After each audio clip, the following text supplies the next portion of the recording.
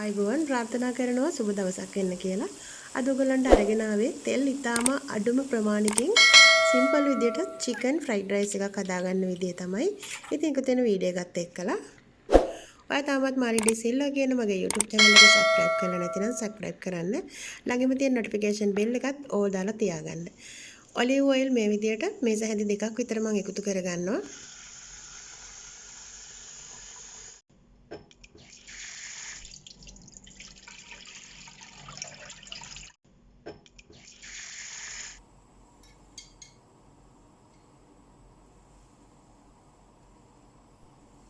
ඉතින් ඔයාලට olive oil නැත්නම් පොල් තෙල් පාවිච්චි කරන්න පුළුවන්. ඉතින් ලංකාවේ නම් ගොඩක් ඔලිව් ඔයිල් ගන්න අමාරුයි. පොල් තෙල් මේස හැඳි එකක් දෙකක් විතර එකතු කරගන්න. ඊට පස්සේ සුදු ලුණු අමුයිඟුරු මේස හැඳ බැගින් මේ විදිහට ගාගෙන එකතු කරගෙන තියෙනවා. ඉතින් ගාගත්තු සුදු ලුණු අමුයිඟුරු. ඔයාලට කැමති නම් මේකට පුළුවන් කරපිංචා, සේර ඒ වගේ දේවල් රාම්පේ එකතු කරගන්න. ඊට පස්සේ මම මේකට චිකන් ග්‍රෑම්ස් 500ක් එකතු කරගෙන තියෙනවා චූටියට කෑලි කපාගෙන. චිකන් බ්‍රෙස්ට් එක තමයි අරගෙන තියෙන්නේ. Chicken very smart.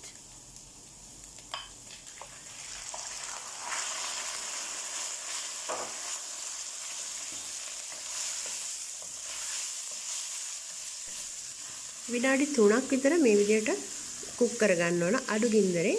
ඉතින් ගොඩක් ගින්දර අවශ්‍ය නැහැ. චූටියට කෑලි කපලා තියෙන නිසා ඉක්මනින් මේක කුක් වෙනවා. ඒ වගේම බෝන්චි, කැරට්, ලුණු කොළ මම මේකට එකතු කරගන්නවා. ඉතින් චූටියට දිගට කපාගෙන තමයි තියෙන්නේ කැරට්. අවසානයේ තමයි මේකට අපි ලුණු කොළ එකතු කරගන්නේ. ඒක නිසා ඉස්සෙල්ලාම කැරට් ඊට පස්සේ බෝන්චි එකතු කරගන්න ඕන පිළිවෙලට. ඔයාලා කැමති නම් මේකට ග්‍රීන් පීස් උනත් ඔයාලට එකතු කරගන්න පුළුවන්. අඩුම වියදමෙන් ඒ වගේම ඉක්මනින් අවම තෙල් ප්‍රමාණයකින් තමයි මේ ෆ්‍රයිඩ් රයිස් එක හදාගන්නේ. ඉතින් ගොඩක් අසනීප තියෙන අය බය වෙනවා ෆ්‍රයිඩ් රයිස් කන්න. මේක කන්න නම් ඔයගොල්ලන්ට බය වෙන්න ඕනේ නැහැ. මේ විනාඩි 3කට පස්සේ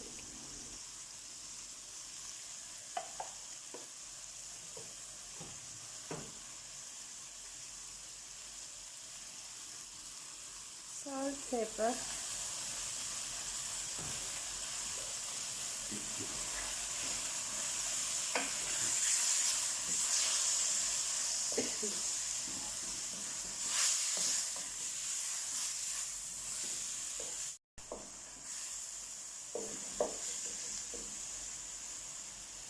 carrot,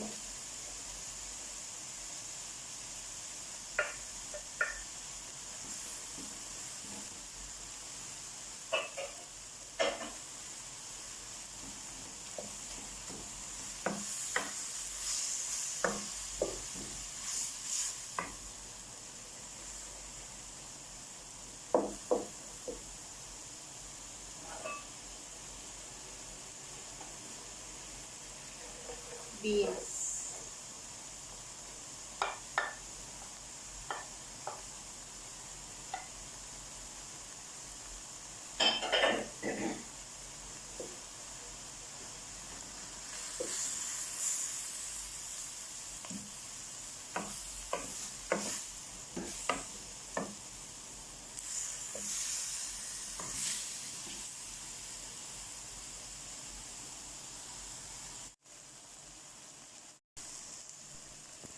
ඊට පස්සේ මේ විදියට බිත්තරේ මම එකතු කරගන්නවා. බිත්තර දෙකක් එකතු කරගන්නවා. ඉතින් ඔයාලට පුළුවන් වැඩිපුර බිත්තර 3-4ක් වුණත් එකතු කරගෙන බත් එක තව පෝෂණීය කරගන්න. ඊට පස්සේ බිත්තර මෙහෙම එකතු කරලා විනාඩියක් විතර එක ටිකක් කොහොම කුක් වෙන්න අරින්න ඕන. ඊට පස්සේ තමයි ටිකක් කෑලි වලට කැඩෙන්න වගේ මේක ෆ්‍රයි කරගන්න ඕන. ඉතින් මේක තෙල් එකතු කරන්නේ නැතුව හදන ෆ්‍රයිඩ් රයිස් එකක් හින්දා ටිකක් වෙනස්. සාමාන්‍ය සාම්ප්‍රදායික ෆ්‍රයිඩ් රයිස් එකට වඩා වෙනස්. සාමාන්‍ය චිකන් ඒ හැම දෙයක්ම බැදලානේ ගන්නෙ. ඉතින් මෙතන බැදීමක් වෙන්නේ නැහැ. කුක් වීමක් විතරයි වෙන්නේ. ඒත් ඉතින් ෆ්‍රයිඩ් රයිස් කන්න ආස කෙනෙකුට පුළුවන් මේ විදිහට ෆ්‍රයිඩ් රයිස් එකක් හදලා කන්න. සාමාන්‍ය ලෙඩ රෝග තියෙන අයට ගොඩක් බයයි මේ වගේ දේවල් කන්න. ඉතින් ඒක නිසා බය වෙන්න ඕනේ නැහැ. මේ විදිහටම කන්න ඕගොල්ලන්ට පුළුවන්. හදාගෙන ගෙදරම හදාගෙන අපිට ෆ්‍රයිඩ් රයිස් එක කිව්වට මේක සාම්ප්‍රදායික විදියටම තෙල් දාගෙන හැමදේම කරගෙනම කන්න ඕනේ නැහැනේ. අපිට සුදුසු විදියට අපිට පුළුවන් අපේ ගෙදරමත් හදාගන්න.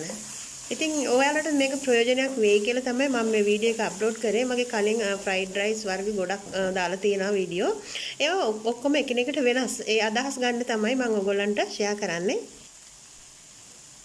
තවත් විනාඩි 1:00ක් විතර කුක් කරලා ඊට පස්සේ ෆ්‍රයි කරලා ඊට පස්සේ තමයි තඹගත්තු බත් එකතු කරන්නේ. ඉතින් මෙතන බාස්මති හාල් අරගෙන තියෙන්නේ තඹලා. සම්පූර්ණ ගොඩක් බෙරි වෙන්න බත් එක තඹ ගන්න එපා. බත් එක සාමාන්‍ය ගානට තඹගෙන ටිකක් නිවෙන්න තියන්න. කූල් වෙන්න. ඉතින් ඔයාලට හොඳයි මේක අඩුවානේ ෆ්‍රිජ් එකේ සීතල වෙන්න උනත් තියලා ගන්නවා නම් හොඳයි. අපිට හොඳ ඉතින් මේ බත් එක හදාගෙන තියෙන්නේ බේ ලීව්ස් කොළ, කරද මුංගු, ලුණු එකතු කරලා තඹගෙන තමයි බාස්මති හාල් කලින් පෙඟෙන්න දාලා ඔයාලා දන්නවා මගේ අනිත් වීඩියෝ වල හාල් කොහොමද සෝදගන්නේ පොඟව ගන්න කියලා. විනාඩි 30කට පස්සේ තමයි මේ බත් එක හාල් එක පොඟවගෙන තමයි මේ බත් එක උයාගන්නේ. බාස්මති හාල්. ඉතින් ඒ හොදනකොට මම විනාකිරිත් දාලා ලුණුත් දාලා තියලා පෙඟෙන්න තියලා තමයි බත් එක හාල් එක ගන්නෙ. දැන් මේ විදිහට හදාගත්තු හාල් එකෙන් තඹගත්තු හාල් එකෙන් තමයි මේ විදිහට ෆ්‍රයිඩ් රයිස් හදා ගන්න ඕනේ. ඉතින් ඔයාලටත් පුළුවන් මේවා ප්‍රයෝගී කරගන්න පොඩි ටික්ස් තියෙනවා හොඳ බතක් හදාගන්න. අවසානයේට ඊට පස්සේ විනාඩි 3ක් විතර කලවම් කරලා මේ ලූණු කොළ එකතු කරගන්නවා මම. ලුණු කොළ සහ කැරට් තව කෑලි 2-3ක් මම මේ විදිහට ටිකක් එහා ගන්නවා. මොකද ඒකේ කලර් එක වැඩි වෙනකොට ලස්සනට තියෙනවා. අර කලින් අපි කුක් කරගත්තුවා ගොඩක් තැම්බිලා එතකොට පාට අඩුයි. මේක ටුට්ටක් ගානට බාගෙට වගේ මේ වගේ මේ බත් එකේ රසනට තැම්බෙනකොට අපිට ලස්සන බත් එකක් හදාගන්න පුළුවන්.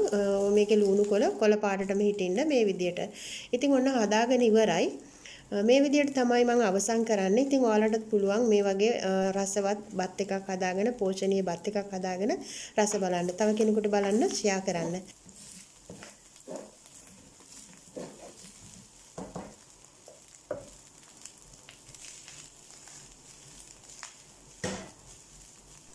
Don't forget subscribe and like share. Thank you for watching my video. God bless all my friends. See you next video. Bye bye.